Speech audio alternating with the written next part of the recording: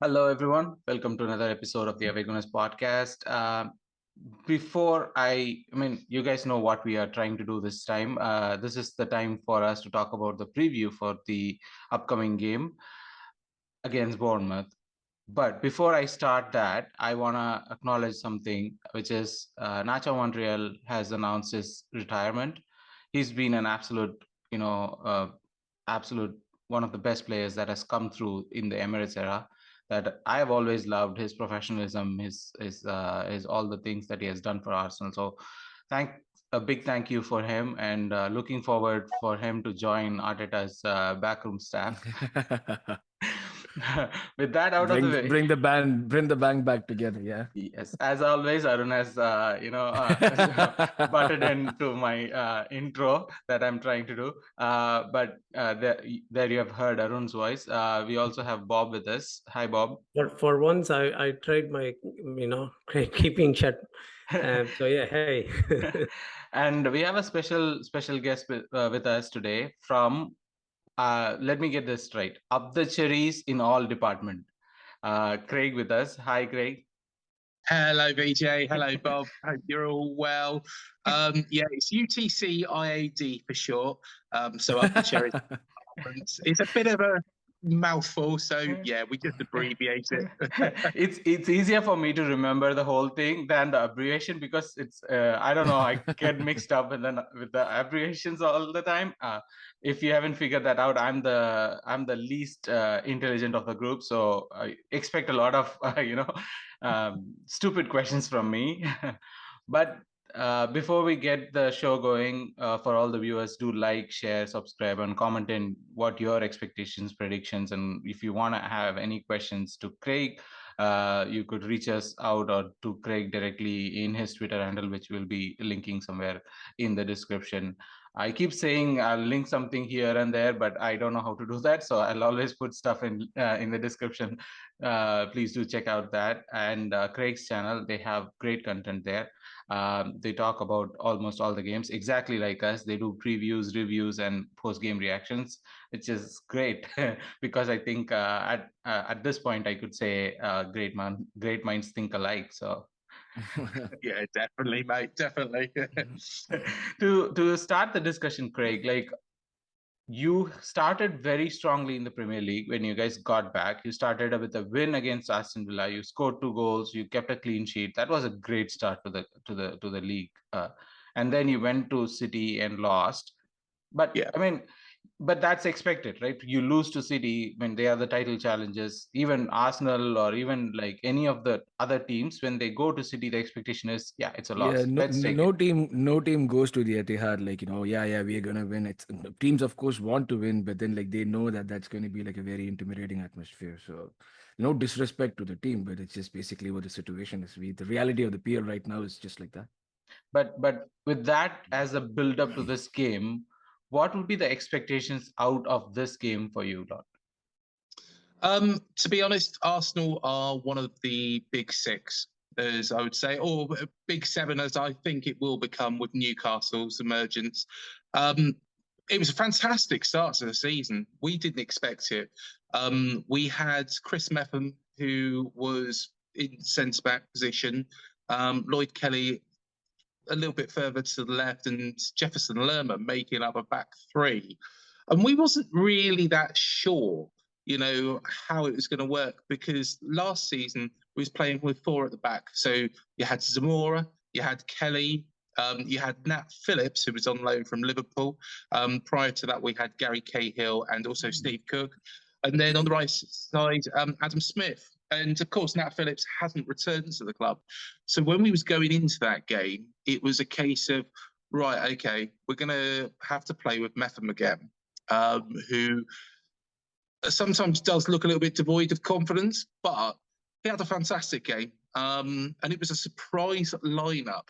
I think, as Aaron's already said, you don't go to the Etihad expecting a decent result. In fact, I can't remember the last time we beat Man City. It's that long ago. So, to be fair, but the confidence that you took out from the first game, right? Because Villa came with a very clear plan, but then you blew them out completely. Right from the minute go. Did you? I thought probably you would have a strong start. I mean, if I were to look at the game against City as a neutral, you did definitely were there, at least in the initial stages of the game until they scored the first goal. But then it was all one-way traffic. Did you have an expectation that after the first game against Villa that you would sort of give a fight at least to City? I mean, with at least the team being fresh as such? To be honest, I thought we would get beat 3-1. I said that at the start before the Man City game. But to be perfectly honest, I think just the way we handled it, we didn't look devoid of confidence. It was a case that we were just coming up against players who, are absolute world class, with a squad that's come out of the Championship. And I think we did. I think we did do, things, the right things. I think Travis was good in goal. It's just one of those, unfortunately. And it's going to be a struggle this season, I think, to stay up still. Even after the Villa game, I think it's still going to be a tough ask. But that Villa game has given us a bit of confidence that, we do belong in this league. We can do it. We've made some really good signings. We signed Neto from Barcelona as backup for Mark Travers. Now, I can't imagine that Neto is going to be very happy playing second fiddle all season. So I'm sure he's going to try and push through. And we've also got a centre-back as well in Marco Sensei from Feyenoord. And that's a brilliant signing. Costs a lot of money. But at the same time, if you watch some of the highlights of what he's done, he's a very, very strong, powerful centre-back, which is what Nat Phillips was. And, I think an absolute brilliant sign. So it's getting there. I think... Is that also like, okay, sorry to cut you off, but the question was like, is that also a reason that you have signed the centre back, that you are starting a back three, or is it always been a back three that is the formation that you guys go with? No, in the Championship last season, we would play with the back four. The defenders on either side would actually push up as well. So we pushed up as a unit. It's a surprise that we played with a back three against Villa. To be fair, Zamora and Smith did drop back as well. Traditionally, they are defenders. Yeah. But they do go forwards, and they played in a little bit more of an advanced role. So, it was a surprise. But what I think we needed another centre-back because Nat Phillips didn't come back. We sold Steve Cook, which I think was a silly decision, really, last season. And, of course, didn't keep hold of Gary Cahill. Yeah, that was something which I wanted to ask you as well. Was that actually a big loss to not have him? Because he's had huge experience, playing in the Premier League at the highest level. What sort of an impact? Yeah. Last season, he was really good. So at the start of the year, start of the season against West Bromwich Albion, we played with a youngster called Zeno Ibsen Rossi in centre-back position. A good player, a very good player. He has been sold to Cambridge, so I guess that Parker didn't really see that much promise in him. And we probably might have seen, what he would have been like, over a longer spell. But Cahill come in and was outstanding. We got 37 points from the first 15 games in the Championship, and that's no mean feat. And a lot of that was down to Cahill. When he got injured, because we played Millwall, when he got injured against Millwall, he never really come back. Never really was the same player.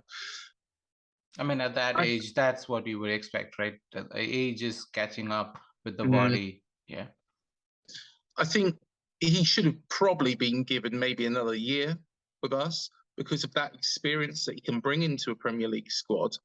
You know, don't get me wrong, he wouldn't be an out-and-out starter, but, you know, I think it would have made sense to actually keep hold of him just for an extra year, you know, just to make that transition, because we know this is going to be a difficult season for us. But to be honest, Craig, if you guys had Gary Cahill, I wouldn't be as neutral to you guys. I would have hated you guys just because of the fact that you had Gary Cahill with you, and I really hated that bugger when he was with the Chelsea team. So the hate kind of transfers as a fan, you know. Is it as well to do with the disappointment of not signing him before he eventually went on to join Chelsea, Vijay? I wouldn't say like that cost a lot of tension within me, but the way he performed and the way that they always bantered us is the reason, right? I mean, you always have to hate your rivals, and especially like it's Chelsea or you know, I mean, I don't even want to mention the name of the other lot on the other side of the town. So, but sorry, Craig. Just before I come back to you, I just want to ask Arun something about the game build-up. Arun, we know that as an Arsenal fan, we want our team to win every game.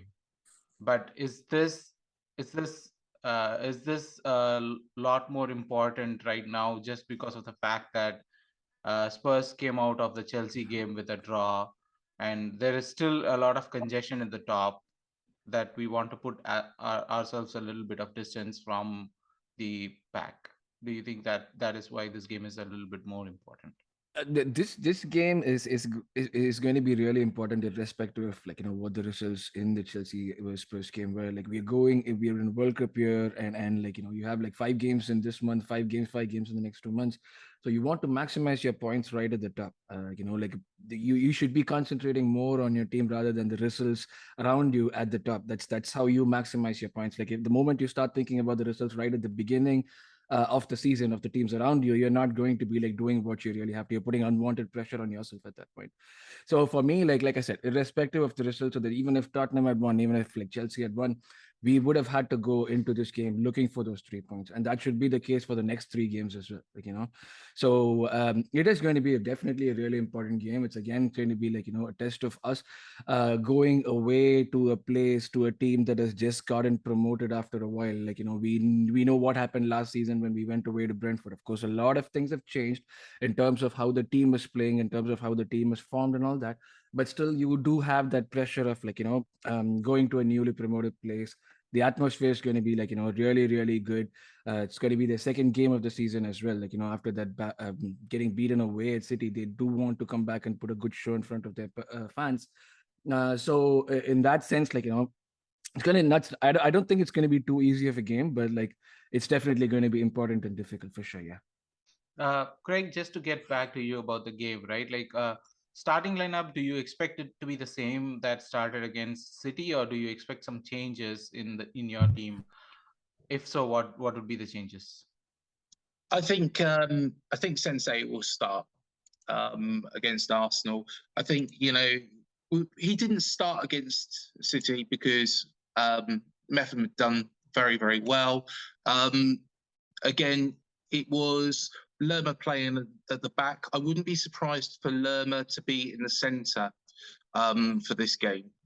I think how we'll go, and I wouldn't be surprised if it was a similar sort of lineup. Back three? Yeah, I'd say probably Lloyd Kelly. I would say Sensei in the middle, Chris Metham. And then just a little bit more forward from them. Jordan Zamora, if he has recovered from COVID. Otherwise, it probably will be Jack Stacey.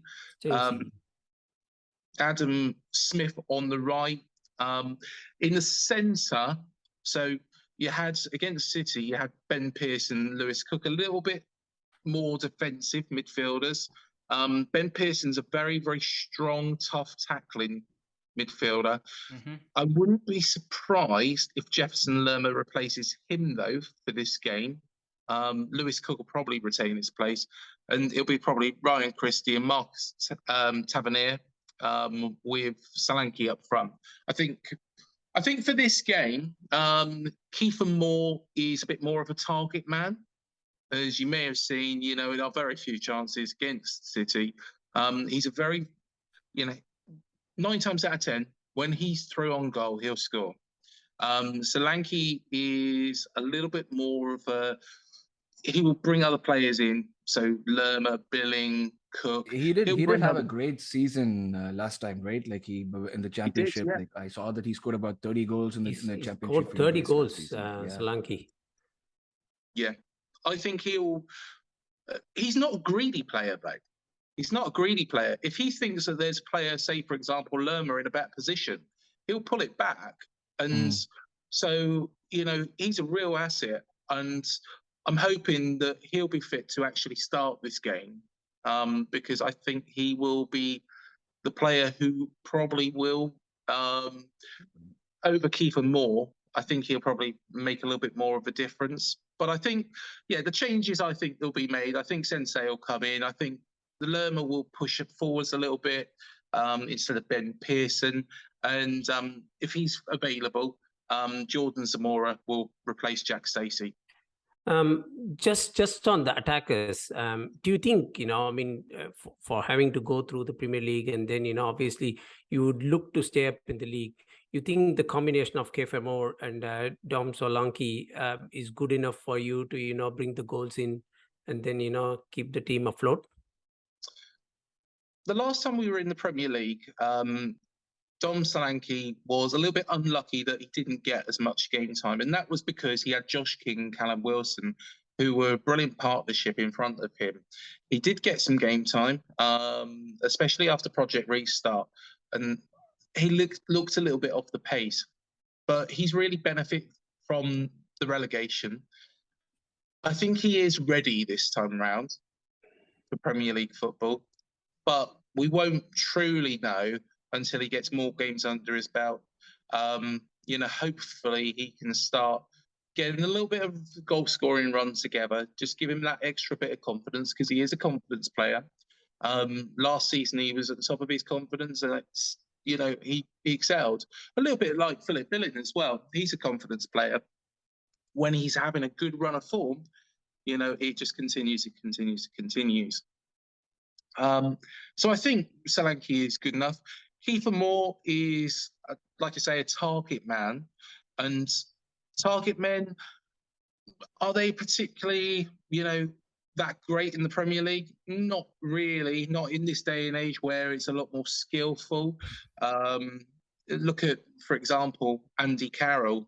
And, he was a target man. And, he did score goals. We are happy that he's not doing well right now. Especially at Arsenal, we are not a fan of them either. So yeah, no. But he used to score goals, but he wasn't. So in some games he was just missing, and I think maybe that might be the case for Kiefer Moore at times. I think we might need another striker. Just to give Solanke, a little bit of a breather as well, and somebody. Yeah. But then again, Kiefer Moore and Solanke up front together, could and does work. Just whether or not it work at this level, I'm not sure. But I think for this game, I think it's better that Solanke plays, because I think he will pull the ball back. He'll look for the channels and. Whereas Man City, it was a case that we're just going to have to throw balls into the box all the time. Wait till you see what we do. But like if I can just ask something here, Craig. The thing is, like, when we were looking at players who could potentially be threats from Brighton, one name that stood out was Billing. Like we saw his stats, and last season it seemed like he'd gotten like about 10 goals as well last season from the championship.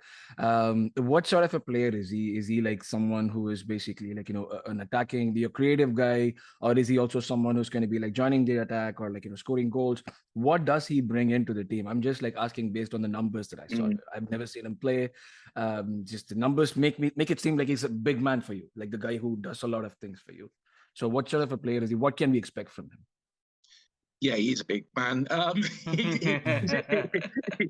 He's actually huge, but he's not particularly great with his head. But he's quite a skillful player for a big guy. He set up the goal against Nottingham Forest that got us promoted. He is an attacking midfielder. He's always got that eye for goal. It's good link-up play with Solanke. Those two do work very, very well together. A lot of the time he was playing in the centre of midfield with Jefferson Lerma. He looks comfortable alongside him. And, I think he will have a good season. The last time we were in the Premier League, I think he struggled a little bit. He was at Huddersfield before that as well. And I think he struggled a little bit there as well, sometimes with a lack of form. But like you say, he's a confidence player. Playing for Huddersfield or Bournemouth in the Premier League, where we were getting beat majority of the time, then it did knock him back a little bit. But whereas, in the Championship, he really did excel. Scored some vital goals. The actual free kick that he took against Forest, which Kiefer Moore then scored, it comes straight off the training ground. It was cheeky, and he knew what he was doing. So he's creative. But if he has a fall of confidence, that's when we've got to worry about him. But if you were to just sorry, Bob, before you jump on, I wanted to ask you about Arsenal a little bit before we jump on to more questions. So about Arsenal, do you expect the same team or do you expect any changes? And who do you think would be the danger guy in the game? I think probably Arteta will tinker with his starting 11 to give Tomiyasu a start, is what I believe. Do you think he's 100% fit? I don't think he was. I think so. But you have to start somewhere, isn't it? And I feel he might want to tinker the starting 11 a little bit. Just bring in Tomiyasu. So I don't expect any changes anywhere. I still feel Zinchenko will start at left. So which means that only White probably would get dropped down to the bench, as far as I can see. He has not done anything wrong per se, but just that, it just makes me feel maybe, Arteta would. As long as he makes a change at 60th or 70th minute, not at the 80th minute, I'm happy with that. But not like don't make it into an agenda. If the team are playing well, I don't think you need to specifically go in for. That's my whole job here, Bob. I make agendas against referees, against the PL, against the team. That's what I do. Don't take my job away from me. Yeah, I know. But still, I have to say it, right? Okay, now you could go ahead with questions to Craig. No, I was going to ask Craig about, if we were to point out any key danger men from both sides, especially from Arsenal side, the way that, based on the results that we've seen so far, who would he be choosing? And as well, same from Bournemouth. I think one player does stand out in the Arsenal team that we've got to keep quiet, and that's Gabriel Jesus. When you started Gabriel, it could be anyone. We have a lot of Gabriels in our team, so so I think we've got to keep him quiet. The Arsenal team is littered with quality. That's why you guys are one of the big six, and it's going to be very, very, very difficult. I think every Bournemouth fan would probably predict an Arsenal win, but if we can get a result, it's a pleasant surprise. last time when we did beat you before, again, predicted an Arsenal win because of the quality you've got. Players that could change the game for us. Marcus Tavernier has come in from Middlesbrough, and he's very good. It was a signing that I questioned because we are littered and we've got a Premier League midfield. I'll say that. We've got a Premier League midfield. It's not a Championship midfield. It wasn't a Championship midfield when we were in the Championship. Last season, it did get a little bit weaker because we had Arnaut Danjuma in there the season before when we went the season we were the first year in there. So I think Tavernier, when he signed, I thought, well, is that really, we need a defender, we need somebody maybe up front to help Solanke out. But I can see why he's been bought in.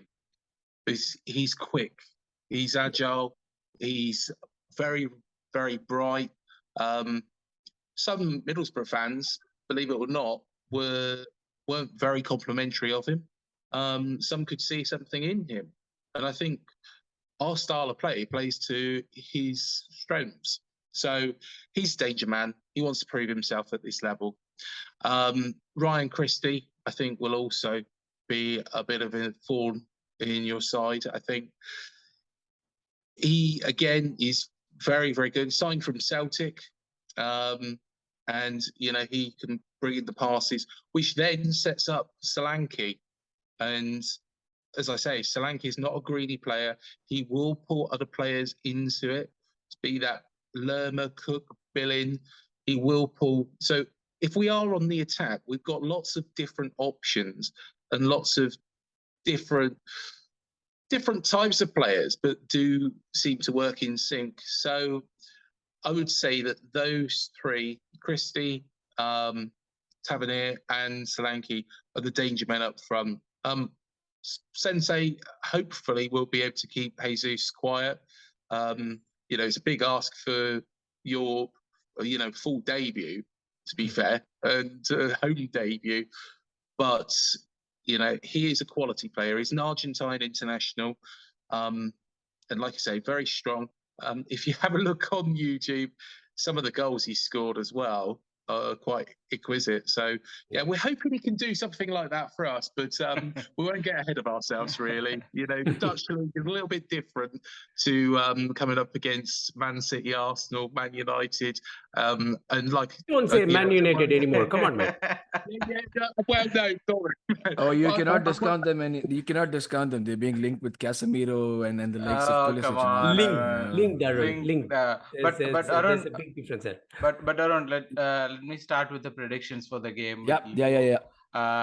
Go ahead with saying that Arsenal's gonna win, and yeah. For a change, I'll start with that. Arsenal's gonna win. I think it'll be a 2-1 win. I'll give them a goal. I'll give Bournemouth a goal because we have been suspect in the last two games, though we did not concede in the first one. We did in the second one, so I'll go for a 2-1 win for us.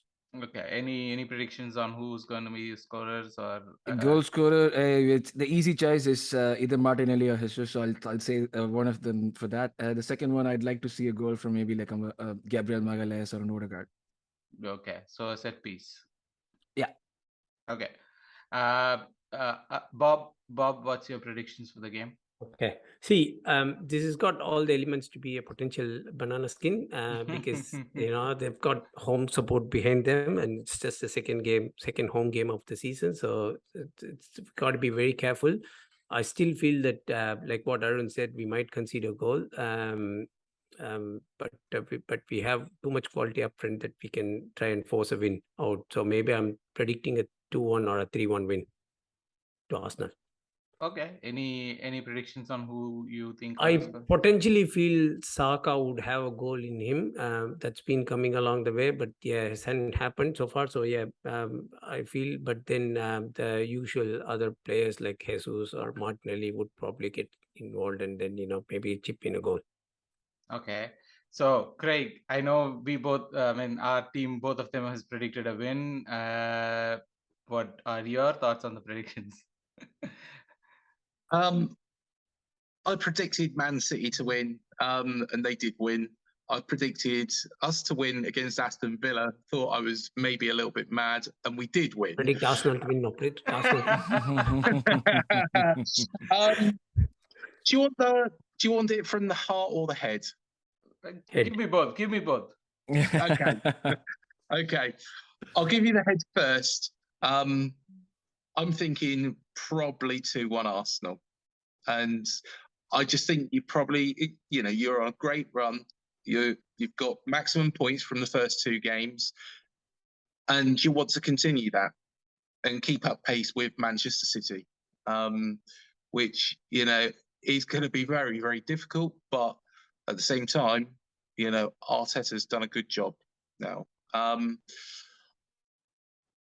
think it'll probably be Jesus, with one of the goals, Martinelli, and I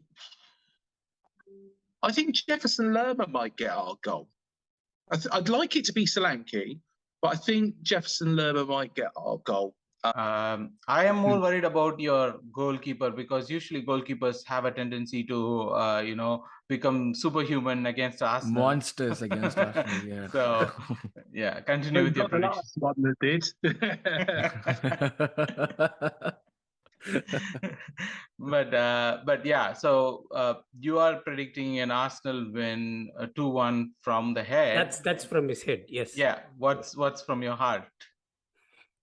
Oh, I'm gonna go 2-1, but for Bournemouth.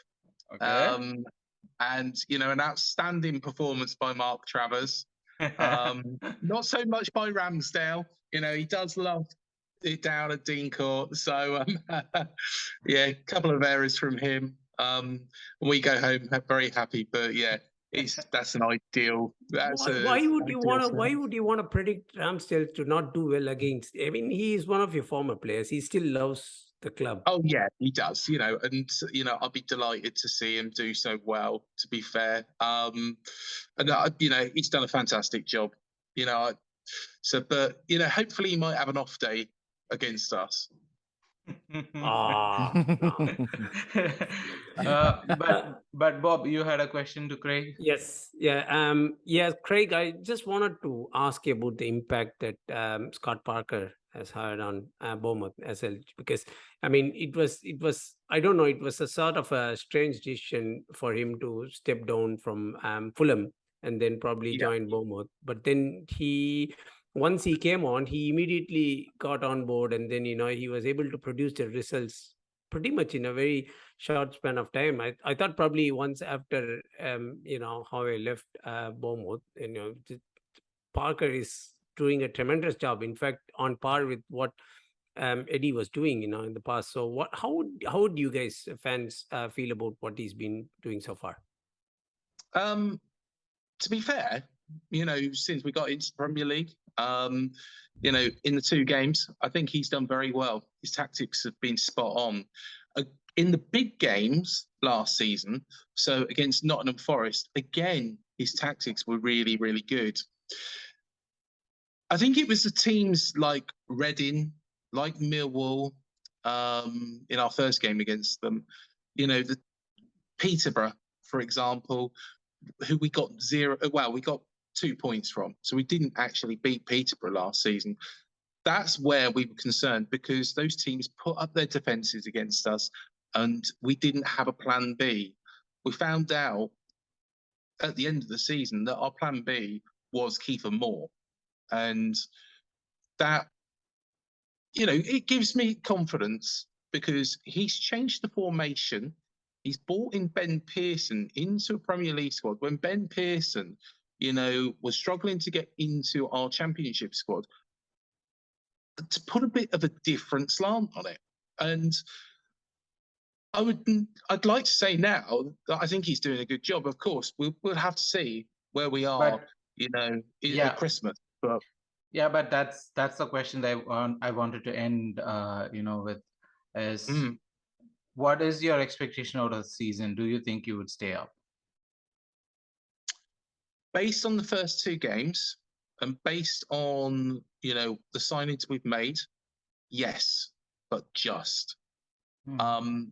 I predicted at the start of the season that it'd be Fulham, Southampton, and Leeds to go down. I think Leeds so far look too good.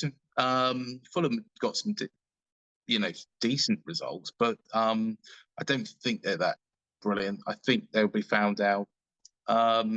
Southampton don't particularly look very good. The other team, instead of Leeds, I'm thinking is Everton, because they do look shell-shocked. They are making some decent enough signings now, but I don't think the signings of the caliber which you'd expect at Goodison Park. I think it will be just. I wouldn't be surprised if we finish 17th. And personally, I'll be happy with that.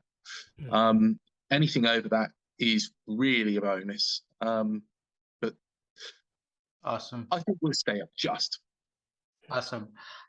So there you have it, folks. That's all our roundup for the game. Hope anyone who's listening do comment in your predictions. I know Craig did both his head and a heart, and we all did. I think most Arun and Bob usually do it from head, and I don't have anything in my head to talk about the predictions. So as always, do like, share, and subscribe, and do comment in and reach out in your socials, and do check out Craig's channel, which we would link somewhere in our descriptions. And thanks, Craig. Thanks for joining us. Hopefully we'll meet you again another time this season. And with that, I would like to call this podcast to an end with my predictions of, as always, Arsenal 10 and Bournemouth 0. Thank you, guys. Bye. Bye. Cheers, guys. Thanks for having me. Cheers.